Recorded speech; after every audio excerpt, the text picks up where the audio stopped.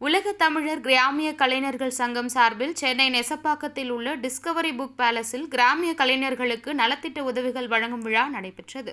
சங்கத்தின் கௌரவ தலைவர் திரு தட்சிணாமூர்த்தி தலைமையிலும், சங்கத்தின் தலைவர் துரிஞ்ஞை தா. ரமேஷ், சங்கத்தின் ஒருங்கிணைப்பாளர் திரு ராஜவேலு முன்னிலையிலும் சிறப்பாக நடைபெற்றது. சங்கத்தின் சென்னை மாவட்ட தலைவர் திரு மணிகண்டன் வரவேற்பு உரையாற்றினார். இந்த நிகழ்ச்சியில் ராமநாதபுரம், திருவண்ணாமலை, விழுப்புரம், கடலூர், செங்கல்பட்டு, திருப்பத்தூர் மாவட்டம் ஜவ்வாதுமலை ஆகிய பகுதிகளில் இருந்து ஏராளமான கலைஞர்கள் கலந்து கொண்டு நலத்திட்ட உதவிகளை பெற்றுக் கொண்டனர். இதற்கான ஏற்பாடுகளை உலக தமிழர் கிராமிய கலைஞர்கள் சங்கத்தின் மாநில துணைத் தலைவர் திரு தீபக் அவர்கள் செய்திருந்தார்.